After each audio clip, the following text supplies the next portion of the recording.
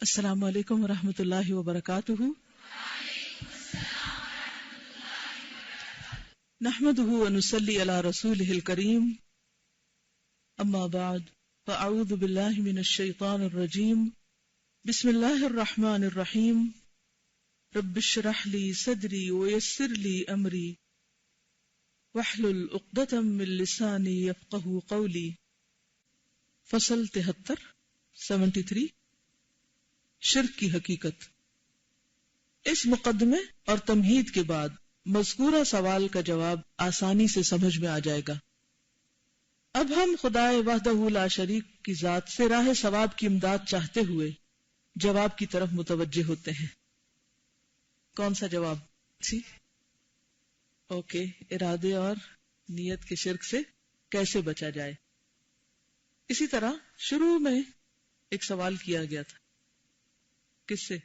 ابن قیم الجوزی سے، کہ ایک مصیبت میں مبتلا ہے کہ ایک انسان، اور وہ مصیبت کیا تھی؟ غیر اللہ کی محبت. کہ اس سے اگر وہ نہ نکلا، کیونکہ وہ محبت اللہ کی محبت سے بڑی ہوئی تھی، تو کیا ہوگا؟ اس شخص کی دنیا اور آخرت دونوں ہی تباہ ہو جائیں گے. شرک کی حقیقت کیا ہے؟ شرک کی حقیقت یہ ہے کہ خالق کو مخلوق کے مشابہ گردانا جائے، یعنی اللہ سبحانہ وتعالیٰ کو بندوں کی طرح سمجھا جائے. تشبیہ در حقیقت اسی کا نام ہے. صفات کمال جو اللہ اور اللہ کے رسول نے ذات الہی کے لیے بیان کی ہیں، یعنی وہ صفات جو صرف اللہ تعالیٰ میں ہی ہو سکتی ہیں، اور جو اللہ تعالیٰ نے خود بتا دی اور اللہ کے رسول صلی اللہ علیہ وسلم نے بتا دی، انہیں ذات الہی کے لیے ثابت کرنے کا نام تشبیہ نہیں ہے. لیکن جن لوگوں کے قلوب یعنی دل اللہ نے مسخ کر دیے ہیں اور جن کی بصیرت کی آنکھیں اندھی کر دی گئی ہیں، وہ اس حقیقت کو بالکل معکوس کر دیتے ہیں، الٹ دیتے ہیں. اصل حقیقت کو دوسرا جامہ پہنا کر یکسری تبدیل کر کے رکھ دیتے ہیں. اصل توحید کو تشبیہ سے تعبیر کرتے ہیں اور تشبیہ کو تعظیم اور اطاعت کہتے ہیں.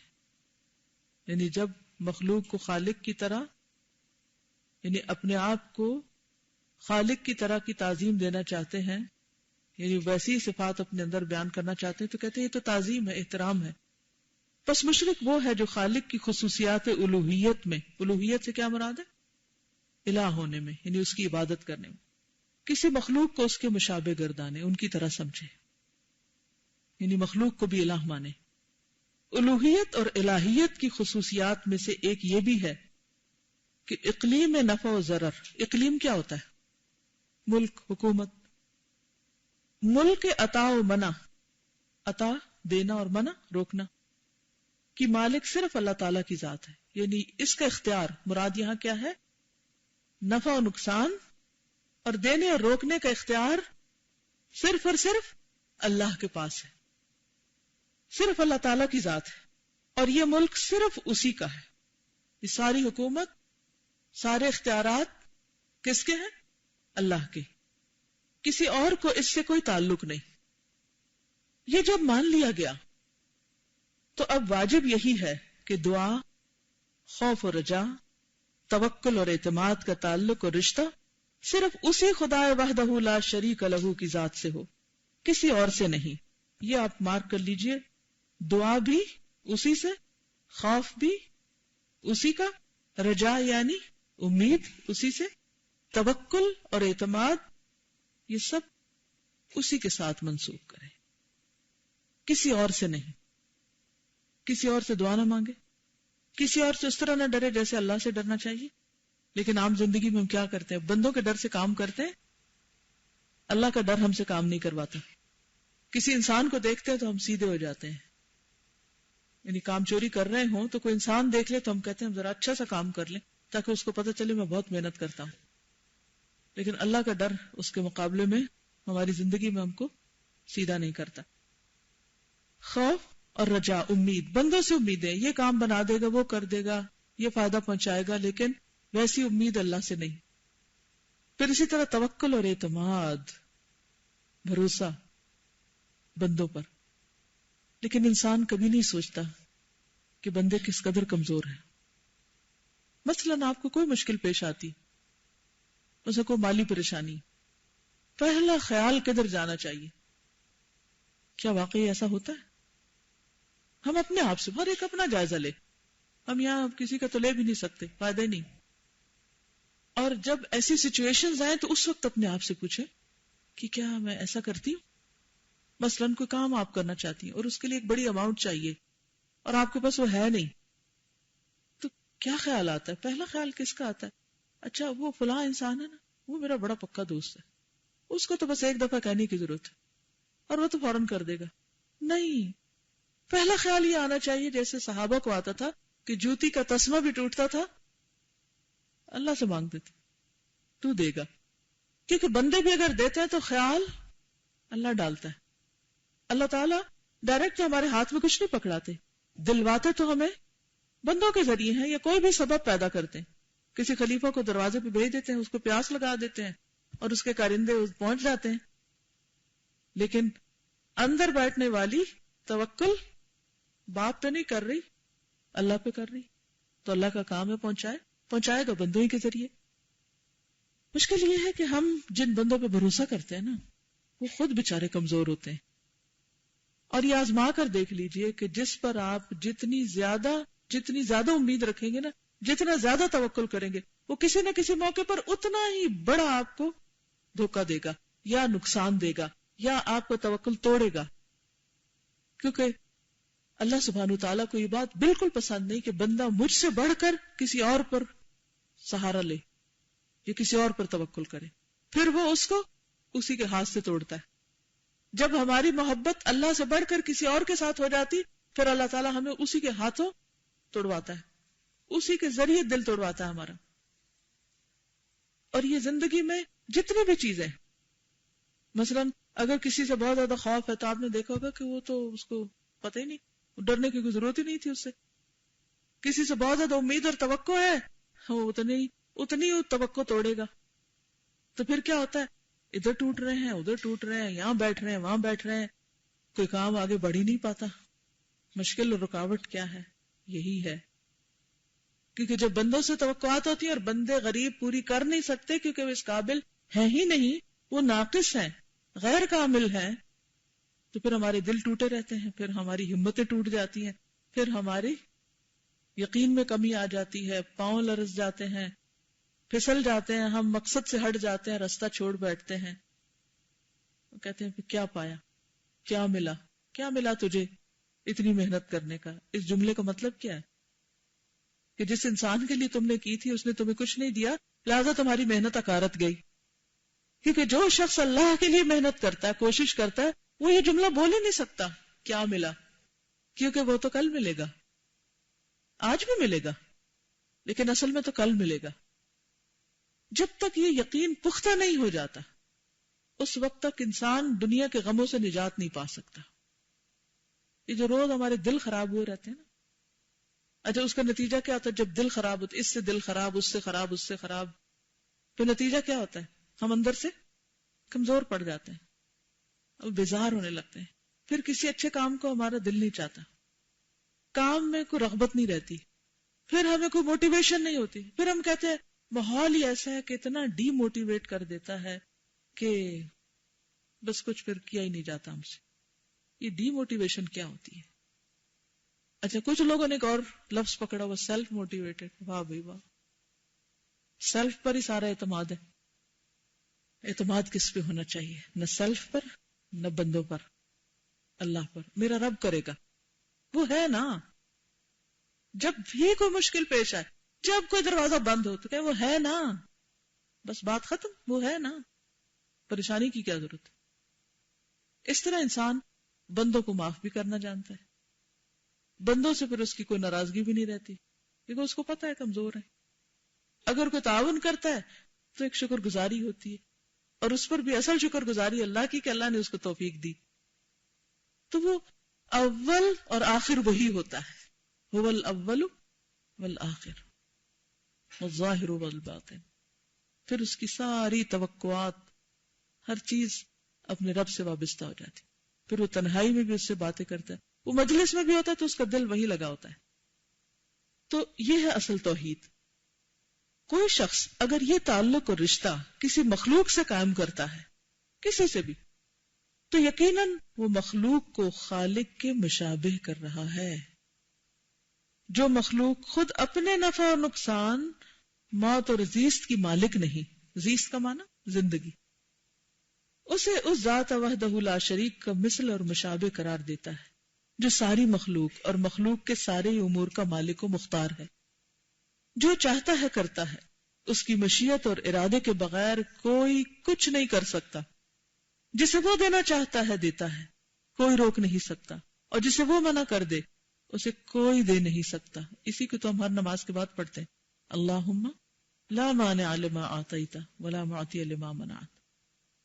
اپنے کسی بندے کے لیے اپنی رحمت کا دروازہ بند کر لے تو اسے کوئی کھول نہیں سکتا، اور جس کے لیے کھول دے کوئی بند نہیں کر سکتا.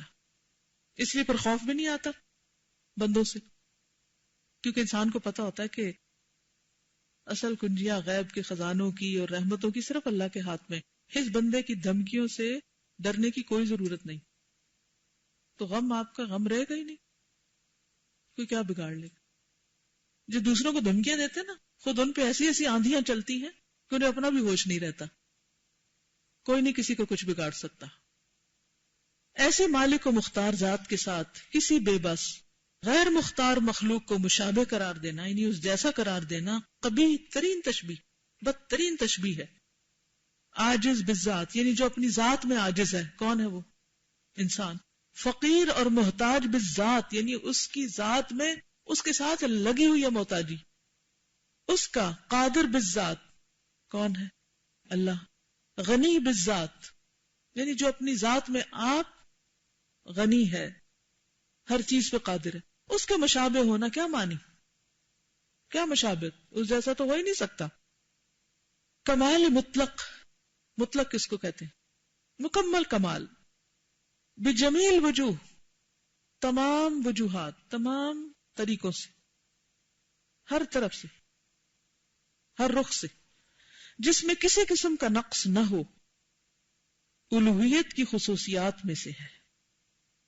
یعنی الہ صرف وہ ہو سکتا ہے جو ہر طرف سے، ہر جانب سے کامل ہو، مکمل ہو، جس میں کسی قسم کا کوئی نقص ہو ہی نہ.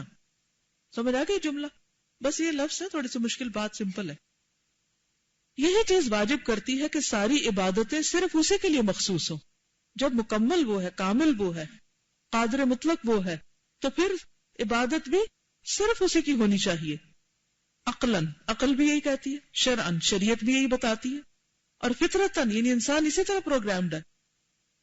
یہ واجب ہے کہ تعظیم اور اجلال، اجلال کیا کہتے ہیں؟ کسی کو بزرگ ماننا. خشیت اور خاکساری، ڈرنا اور کسی کے آگے عاجزی اختیار کرنا. دعا اور استدعاء، استدعاء ہوتا ہے طلب. توبہ اور انابت، انابت کہتے ہیں اللہ کی طرف رجوع کرنے کو. توکل اور اعتماد. استمداد اور استعانت، استمداد مدد طلب کرنا، باب استفعال سے ہے. استعانت بھی یا کا نستعین والا ہے. انتہائی عجز و انکسار اور انتہائی محبت، یہ تمام امور صرف ذات الہی کے لیے مخصوص ہوں. یہ سب چیزیں کس کے لیے خالص ہوں؟ اللہ رب العزت کے لیے. کسی اور کے لیے یہ امور ثابت کیے جائیں، اس سے عقل، شرع اور فطرت مانے ہے. یعنی عقل، شریعت، فطرت سب اس کا انکار کرتے ہیں کہ کسی اور کے لیے یہ سب کام کیے جائیں. جو آدمی ان امور میں سے کسی امر کو بھی کسی اور کے لیے ثابت کرتا ہے، وہ اسے اس ذات کا مثل اور مانند قرار دیتا ہے جس کی کوئی مثل اور مانند نہیں. لم یکن لہ کفوا احد. اور یہ قبیح ترین اور باطل ترین تشبیہ ہے جو انتہائی ظلم پر مشتمل ہے. اللہ تعالیٰ نے خبر دے دی کہ ایسے آدمی کی وہ کبھی مغفرت نہیں کرے گا، حالانکہ ذات الہی وہ ذات ہے جس نے اپنے لیے رحمت خود لازم کر رکھی ہے. خصوصیات الوہیت اور الہیت میں سے ایک اظہار عبودیت بھی ہے کہ اللہ میں تیرا ہی بندہ ہوں. اور یہ عبودیت دو ستونوں پر قائم ہے، دو پلرز ہیں اس کے. ایک یہ کہ معبود سے انتہائی درجے کی محبت رکھی جائے. عبادت کی تعریف کیا ہے؟ کچھ یاد ہے؟ الخشوع والتذلل، کمال محبت کے ساتھ. یہ کمال محبت بھی اس میں آتا ہے. صرف ڈر نہیں، صرف خشوع نہیں، تذلل صرف جھکنا نہیں، یعنی محبت عبودیت کا لازمی حصہ ہے. کوئی عبادت محبت کے بغیر بے روح ہے، وہ صرف ایک ڈھانچہ ہے، صرف ایک ریچول ہے، ظاہری چیز ہے. محبت اس میں اصل جان ڈالتی. تو انتہائی جزو لا ينفک یا بیسک کمپوننٹ، جیسے ایٹم کے اندر جو بیسک چیزیں ہیں اس کے بغیر کیا ہوتا ہے، ایٹم ٹوٹ جاتا ہے تو پھر کچھ اور ہو جاتا ہے، اس کا نتیجہ کچھ اور نکلتا ہے. تو اسی طرح اگر عبادت کے اندر شدید محبت نہیں یا محبت نہیں تو وہ عبادت بھی پھر اس درجے کی نہیں یا قابل قبول نہیں. دوسرے یہ کہ معبود کے حضور انتہائی درجے کی عاجزی اور انکسار کیا جائے. یہ دو چیزیں ہیں عبادت. کیا؟ تذلل مع کمال المحبہ، الخشوع والخضوع والتذلل مع کمال المحبہ. انتہائی محبت کے ساتھ انتہائی خشوع اور انتہائی عاجزی اور انکساری. لیکن عام طور پر ہم اللہ کے سامنے عاجزی اور انکساری کم ہی کرتے ہیں، کہہ دیتے ہیں، لیکن بندوں میں سے اگر کسی کو اپنے سے بڑا دیکھیں، مال میں دیکھیں، علم میں دیکھیں، اس کے آگے جھکے بچھے چلے جاتے ہیں، اس سے انتہائی امپریسڈ ہوتے ہیں. یہ جو امپریس ہونا ہے نا، یہ کیا ہے دراصل؟ یہ اپنی عاجزی اور خاکساری کا اظہار ہے. جب ہم اللہ کے رسول صلی اللہ علیہ وسلم کے بارے میں پڑھتے ہیں یا آپ کی شخصیت کے بارے میں پڑھتے ہیں یا آپ کی کوئی حدیث پڑھتے ہیں یا آپ کی بتائی کوئی بات پڑھتے ہیں تو کتنے امپریس ہوتے ہیں، دل کی حالت کیا ہوتی ہے. اور اس کے مقابلے میں جب کسی سائنٹسٹ کی کوئی ریسرچ یا ڈسکوری پڑھتے ہیں تو کیا فیل کرتے ہیں؟ خود ہی کمپیریزن کر لیں. ایک دم کان کا اچھا انہوں نے یہ کہا ہے، وحی کے ذریعے جو خبر نبی صلی اللہ علیہ وسلم کو ملی اس پر تو کوئی دل کی حالت یہ نہیں ہوتی. اللہ سبحانہ و تعالیٰ نے جو کچھ بنایا اس میں تو کوئی حیرت نہیں. ہر روز اپنے اوپر آسمان اٹھا ہوا دیکھتے کوئی حیرت نہیں ہوتی ہم کو. کوئی بندے ایک بڑی عمارت بنا لے جو تھوڑی سی اونچی ہو جائے تو ہم حیرت میں گم ہو جاتے ہیں کہ کیا کر لیا کسی نے، کیا کمال ہے. بندوں کو کریڈٹ دیتے ہیں، اللہ کو ما لکم لا ترجون للہ وقارا وقد خلقکم اطوارا. اپنی تخلیق پہ غور نہیں کرتے. لیکن کوئی سائنٹسٹ بتا دے کہ تخلیق کے یہ مرحلے ہیں، انتہائی امپریسڈ ہو جاتے ہیں اس کے علم سے کہ اچھا اس نے کہا ہے. اللہ نے 1400 سال پہلے کہا، پڑھ کے سوچے سمجھے بغیر یا سوچ سمجھ کے بھی تو دل کی حالت نہیں بدلتی. انہی دو چیزوں پر عبودیت کی تکمیل کا دار و مدار ہے. مخلوق کی منزلیں اور ان کے مقامات ان دو امور میں تفاوت کے بموجب مختلف اور متضاد ہوا کرتے ہیں. جملہ مشکل ہے لیکن بات بڑے پتے کی ہے. مخلوق کے درجوں میں فرق کس بنا پر ہوگا کہ کس کے اندر اللہ کے لیے کس درجے کی محبت ہے اور کس کے اندر اللہ کے لیے کس درجے کی انکساری ہے. سب لوگ ایک درجے اور ایک مقام پہ نہیں ہوں گے نا قیامت کے دن. فرق ہوگا درجوں میں، کس بنا پہ ہوگا؟ کام تو ایک ہی ہے. مثلا ایک شخص ایک مٹھی پر کھجور لاتا ہے اور اس کو اتنا بڑا مقام مل جاتا ہے. ایک شخص چھوٹا سا عمل کرتا ہے لیکن اس کا عمل اتنا قابل قدر قرار پاتا ہے. کیا وجہ ہے؟ اور ایک شخص بڑے بڑے اور بہت زیادہ کام کرتا ہے اور بڑی شہرت پاتا ہے، یہ اللہ کے نزدیک اس کی ایک مچھر کے پر برابر بھی وقت نہیں. کیوں؟ فرق کس چیز کا ہے؟ کہنے کو تو سب کو پتا ہے، نیت اور اخلاص. اور جی قیامت کے دن اعمال میں، درجوں میں، مقام میں فرق کی وجہ اسی محبت اور اللہ کے لیے انکساری کا فرق ہے. کس درجے کا ہے؟ اور اس درجے کو اور اس ڈگری کو بندے شاید نہ ناپ سکے. کیسے ناپیں گے؟ ہے ہی نہیں کوئی پیمانہ. اللہ سبحانہ وتعالی جانتے کون اس کے لیے کتنا خالص ہے. اسی لیے تنہائی میں اللہ کے لیے جو آنکھ آنسو بہاتی اس کا مقام کتنا بڑا ہے. اس پہ جہنم کی آگ حرام ہے. ایسا شخص عرش الہی کے سائے تلے ہوگا کیونکہ وہ صرف اللہ کی محبت میں رو رہا ہے، اللہ کے ڈر سے رو رہا ہے. بہت دفعہ ہم آیات پڑھ کے رو بھی پڑھتے ہیں، سب ہوتا ہے، لیکن عموماً کیا ہوتا ہے جب اوروں کو دیکھتے روتے ہوئے ہم بھی سسکیاں لینے لگتے ہیں. کسی اور کو دیکھا کہ وہ کچھ کر رہا ہے، دیکھ کے ہم پر بھی تھوڑا سا اثر آ جاتا ہے، ہم بھی تھوڑا سا لیکن جب اکیلے ہوتے ہیں تنہائی میں وہی ہم ہوتے ہیں اور وہی ہمارا رب ہوتا ہے. کیوں نہیں دل کی وہ حالت؟ پھر جس شخص نے اپنی محبت، اپنا خشوع و خضوع، عاجزی، خاکساری، انکسار کو اللہ کے سوا دوسرے سے وابستہ کیا، اس نے اللہ تعالیٰ کے خالص حق میں اسے شریک مان لیا اور اس کے مشابہ قرار دے لیا. اس بات کا اللہ کی کسی شریعت میں جائز ہونا قطعاً محال ہے، اور عقل اور فطرت میں اس بات کی برائی جاگزیں ہے، لیکن بہتوں کی فطرت کو شیاطین نے بدل کر رکھ دیا ہے، ان کی عقلوں کو خراب کر دیا ہے اور اس بات کو ان کے سامنے معمولی سی بات بنا دیا ہے. صرف وہی لوگ اصل فطرت اور عقل سلیم پر قائم رہتے ہیں جن پر اللہ تعالیٰ کا فضل و کرم ہے. اللہ تعالیٰ نے ان کے پاس اپنے پیغمبر بھیجے اور کتابیں نازل فرمائی ہیں جو ان کی فطرت اور ان کی عقل کے مطابق ہیں. اس طرح وہ لوگ نور علی نور بن کر راہ ہدایت پر چلنے لگے. لیکن اس نور کی رہنمائی بھی اسی کو نصیب ہوتی ہے جس پر اللہ کی خاص مہربانی ہو اور جسے وہ اپنا بنانا چاہے. وما تشاءون الا ان یشاء اللہ رب العالمین. یہ سمجھ لینے کے بعد اب سمجھ لیجئے کہ سجدہ خصوصیات الوہیت اور الہیت میں سے ہے. جس نے اللہ تعالیٰ کے سوا کسی اور کو سجدہ کیا، اور سجدہ اصل میں علامت ہے کس چیز کی؟ خضوع، خشوع، انکساری اور عاجزی کی انتہائی علامت کہ انسان اپنا ناک، اپنی پیشانی، عزت کے 2 مقام اللہ کی خاطر زمین پہ رکھ دے. تو اگر کسی اور کے لیے وہ ایسا ہی کرتا ہے تو گویا غیر اللہ کو اللہ تعالیٰ کے مشابہ قرار دے لیا. توکل بھی خصوصیات الوہیت اور الہیت سے ہے. جس نے غیر اللہ پر توکل کیا اس نے غیر اللہ کو اللہ تعالیٰ کے مشابہ بنا لیا. اب توکل کی مثال وہی حاتم الاسم کی بیٹی والی. توبہ بھی خصوصیات الوہیت اور الہیت سے ہے. جس نے غیر اللہ کے سامنے توبہ کی اس نے غیر اللہ کو اللہ کا شریک و ہمسر بنا لیا. اس کا مطلب نہیں کہ اگر کسی انسان کے حق میں کوئی جرم ہوا تو ہم معافی نہ مانگے، یہ نہیں ہے اس کا معنی. بندوں کے حق میں کوئی قصور ہو تو ان سے معافی مانگنی چاہیے، لیکن یہ یاد رکھیے کہ اصل معافی جب ہوگی جب اللہ معاف کرے گا. اس کا معنی کیا ہے کہ انسان دوسروں کے سامنے تو توبہ توبہ کرتا رہے لیکن حقیقت میں وہ اللہ کے آگے سچے دل سے توبہ نہ کرے. یعنی دوسروں کے سامنے توبہ کر رہا ہے. غیر اللہ کے سامنے سے مراد غیر اللہ سے توبہ کرنا نہیں ہے. غیر اللہ سے توبہ کیا ہے؟ یعنی سوری کہنا. مثلا انسان اب یہ نہیں کہ نہیں وہ تو غیر اللہ سے میں کیوں سوری کروں، ادھر تو میں اکڑ رہی ہوں. نہیں، یہ نہیں مطلب.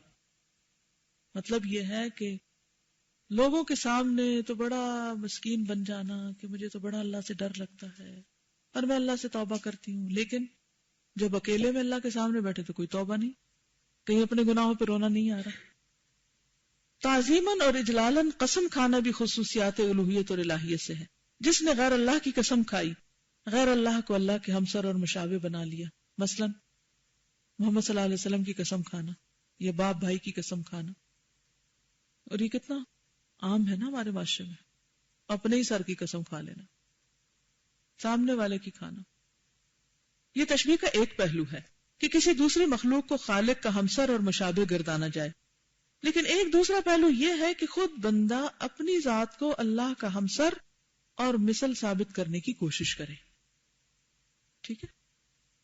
دوسرا کیا ہے؟ اپنی ذات کو اللہ کے برابر کرے. اس کی صورت کیا ہے؟ نہیں آپ کہیں گے تو استغفار، ہم تو کبھی بھی اپنے آپ کو خدا نہیں کہتے نہ برابر سمجھتے ہیں.